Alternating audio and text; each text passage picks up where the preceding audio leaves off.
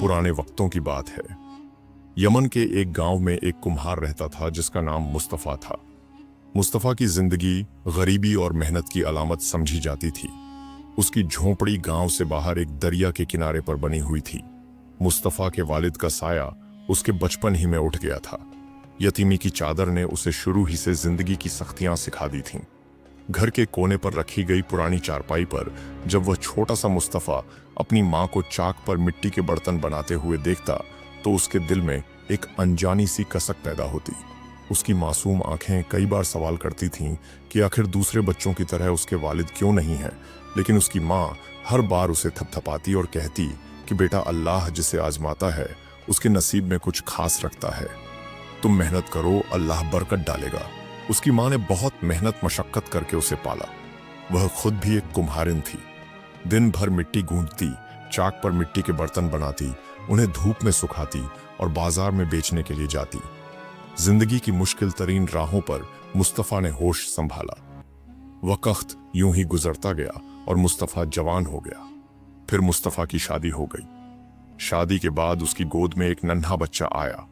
झोंपड़ी में गरीबी के बावजूद हंसी खुशी का चिराग जल उठा।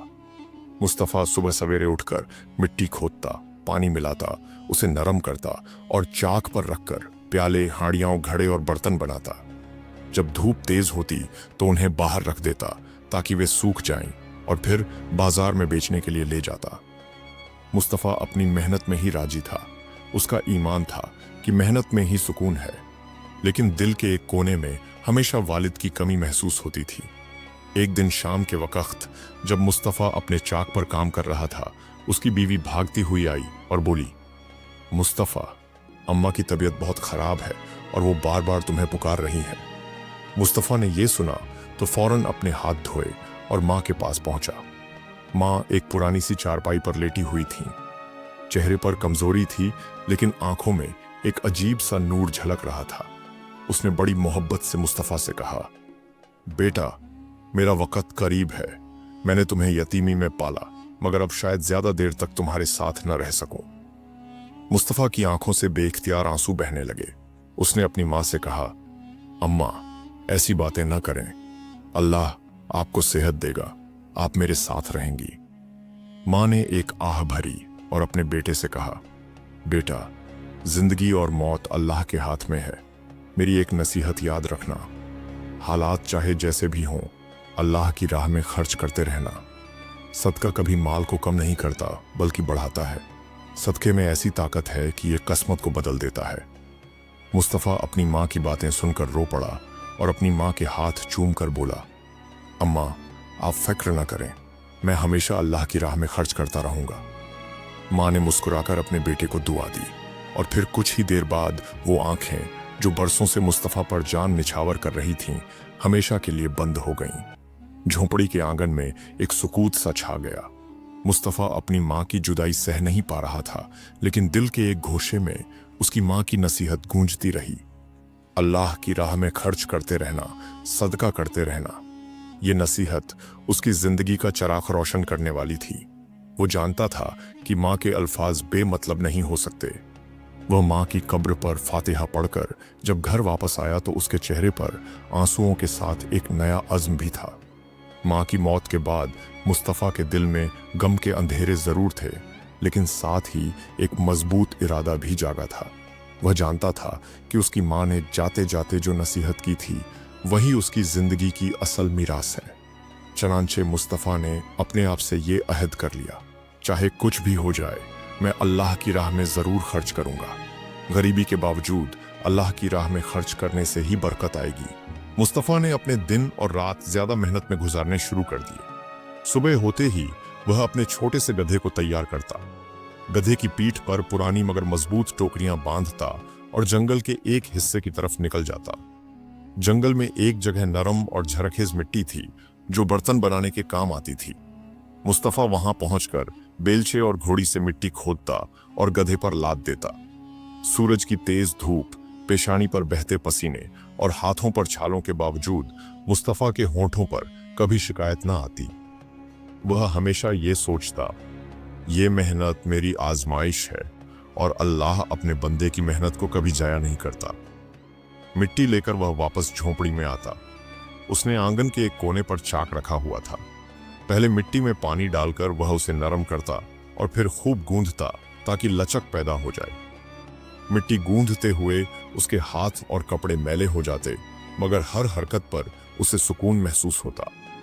जब मिट्टी तैयार हो जाती तो वह उसे चाक पर रखता, चाक को हाथ के साथ घुमाता और देखते ही देखते मिट्टी एक प्याले की शक्ल इख्तियार कर लेती। फिर दूसरा टुकड़ा रखता, वह घड़ा बन जाता। तीसरा टुकड़ा रखता, वह सुराही बन जाती। चौथा रखता, वह हांडी बन जाती। ये काम मुस्तफा को बचपन से आता था, क्योंकि वह बचपन से अपनी माँ के साथ यही काम देखता और सीखता आया था, और अब यही हुनर उसकी रोजी का जरिया था। जब बर्तन धूप में पककर तैयार हो जाते तो वह उन्हें एहतियात से अपने गधे पर लादता। बर्तनों के टूटने का हमेशा डर रहता, इसलिए वह बारीक तिनकों और बोरियों से उन्हें ढांक देता। फिर वह बाजार का रुख करता। मुस्तफा एक कोने में बर्तन सजाकर बैठ जाता। उसके बर्तन आम दिखाई देते थे, लेकिन उनमें मेहनत और सच्चाई की झलक नुमायां होती थीं। गांव की औरतें प्याले, हांडियाओं और घड़े लेने आतीं और अक्सर कहतीं, मुस्तफा के बर्तन पायेदार होते हैं, जल्दी नहीं टूटते। यूं दिन के इख्तिताम पर मुस्तफा के हाथ में कुछ सिक्के आ जाते। घर वापसी पर उसके दिल में पहला ख्याल यही होता कि घर के लिए कुछ खाने पीने का सामान खरीद ले। वह अपनी बीवी और नन्हे बेटे के लिए सामान लाता ताकि सब पेट भरकर खा सकें, लेकिन जो पैसे बच जाते उनमें से वह लाजिमी सदका निकालता। अक्सर ऐसा होता कि रास्ते में कोई यतीम बच्चा मिल जाता पुराने फटे कपड़ों में। वह मुस्तफा की तरफ देखता तो मुस्तफा फौरन जेब से कुछ सिक्के निकालकर उसके हाथ पर रख देता। कभी कोई बूढ़ी औरत मिलती जो हाथ फैलाए बैठी होती, वह अपने पास बचे हुए पैसे उसकी हथेली पर रख देता। एक दिन वह बाजार से लौट रहा था कि उसे एक बीवा औरत मिली। उसके साथ एक छोटा बच्चा था और उनके हाथ में कुछ भी न था। मुस्तफा के पास उस वक्त एक हांडी बची हुई थी जो वह न बेच सका था। मुस्तफा ने वह हांडी उठाकर उसके सामने रख दी और कहा, बहन, ये हांडी रख लो, इसमें तुम खाना पका सकोगी। औरत की आंखों में आंसू आ गए और उसने दुआ देते हुए कहा, अल्लाह तुम्हारे रिज्क में बरकत दे भाई। ये सुनकर मुस्तफा के दिल को एक अजीब सा सुकून मिला, क्योंकि वह जानता था कि माँ की नसीहत पर अमल करने से उसके माल में कमी नहीं बल्कि बरकत होगी। घर आकर मुस्तफा अपनी बीवी और बेटे के साथ खाना खाता। खाने में ज्यादा कुछ ना होता, बस थोड़ा सा सालन और 2-3 रोटियां। लेकिन मुस्तफा के लिए ये बादशाहों के दस्तरख्वान से कम न था, क्योंकि ये सब कुछ उसकी मेहनत और बरकत से आता था। खाने के बाद वह अपने बेटे को कुरान पढ़ाता और रात को देर तक अल्लाह से दुआ मांगता, ए अल्लाह, मुझे अपनी राह में खर्च करने वाला बंदा बना, मुझे मुश्किलों में सब्र अता फरमा और मेरे बेटे को नेक बना। यूं दिन गुजरते गए और मुस्तफा की मेहनत ने उसके घर में सुकून की फिजा कायम कर रखी थी। गरीबी अपनी जगह मौजूद थी, मगर उसके दिल की दौलत ने उसकी जिंदगी को कीमती बना दिया था। वह मिट्टी से बर्तन बनाता, बाजार में बेचता, घर का खर्च चलाता और साथ साथ सदका भी करता रहता था। मगर एक दिन उस पर इम्तिहान का ऐसा दौर आया जैसे आसमान ने काले बादलों की चादर तान दी हो। कई दिन तक सूरज नजर नहीं आया। घना ऐसा छा गया कि जैसे धूप जमीन से रूठ गई हो। धूप के बिना बर्तनों का सूखना नामुमकिन था। मुस्तफा ने जितने भी बर्तन बनाए थे वो सब आंगन में कच्चे ही रह गए, और उसे डर था कि अगर हालात यही रहे तो सारी मेहनत रायगांव हो जाएगी। एक दिन वह जंगल गया और कुछ लकड़ियां काट लाया। उसने झोपड़ी के बाहर एक छोटा सा चूल्हा बनाया, बर्तन आग के पास रखे और उन्हें गर्म करने लगा। आग की तपिश से उसके माथे पर पसीना बह निकला, मगर वह हिम्मत न हार सका। वह बार बार दुआ करता, या अल्लाह मेरी मदद फरमा, मैं अपनी माँ की नसीहत पर कायम रहना चाहता हूँ, मुझे हिम्मत दे। मगर आग की गर्मी धूप की जगह कहाँ ले सकती थी। बर्तन कभी टूट जाते, कभी कच्चे रह जाते, और इस तरह पूरे हफ्ते की मेहनत का बस थोड़ा सा फल हाथ आया। जब वह बर्तन लेकर बाजार गया तो उसके पास संख्या भी कम थी और खरीदार भी। बारिश और बादलों की वजह से लोग बाजार आने से कतराते थे। इस तरह आमदनी और कम हो गई। लेकिन मुस्तफा अपनी आदत पर कायम रहा। जितने भी पैसे मिले उन्हीं से घर का सामान खरीदा और उन्हीं में से सदका भी दे दिया। जब उसके पास सदका करने के लिए बर्तन न बचे तो उसने सोचा, सदका सिर्फ सामान देने का नाम नहीं, नियत हो तो थोड़े से पैसों में भी सदका हो जाता है। अल्लाह नियत देखता है, चीज नहीं। शाम को घर लौटते हुए रास्ते में उसे एक व्यक्ति मिला जो उसी के गांव का था। उसने कहा, मुस्तफा भाई, मैं आपकी मेहनत देख रहा हूँ। आमदनी कम है मगर आप फिर भी सदका करते रहते हैं। घर वालों के लिए थोड़ा ज्यादा क्यों नहीं बचाते? मुस्तफा मुस्कुराया और बोला, भाई, जो रिज़्क मेरी किस्मत में लिखा है वह मुझे जरूर मिलेगा। सदका करने से रिज़्क कम नहीं होता बल्कि बरकत बढ़ती है। ये मेरी माँ की आखिरी नसीहत है, मैं इसे छोड़ नहीं सकता। घर आया तो पत्नी ने खाना रखते हुए कहा, मुस्तफा, हालात बदल गए हैं, आमदनी कम हो गई है और आप फिर भी सदका करते रहते हैं। कहीं ऐसा ना हो कि हमारे बुरे दिन शुरू हो जाए। मुस्तफा ने नरमी से जवाब दिया, मैं सदका देना नहीं छोड़ूंगा। अगर हम अल्लाह की राह में खर्च करेंगे तो वह हमें कभी अकेला नहीं छोड़ेगा। माँ कहती थी, सदका मुसीबतें टालता है और रिज़्क में बरकत डालता है। पत्नी खामोश हो गई मगर उसकी आंखों में फिक्र साफ झलक रही थी। रात को मुस्तफा देर तक जागता रहा। उसने मसली बिछाई, सजदे में गिरकर रोते हुए दुआ मांगने लगा, ऐ मेरे रब, तू जानता है मैंने माँ की नसीहत कभी नहीं छोड़ी। मेरे पास ज्यादा कुछ नहीं मगर मैं तेरी राह में देता रहता हूँ। या अल्लाह, मेरी मदद फरमा, मेरे रिज़्क में बरकत दे, मेरे घर वालों पर अपनी रहमत नाजिल फरमा, हमें इस आजमाइश से निकाल।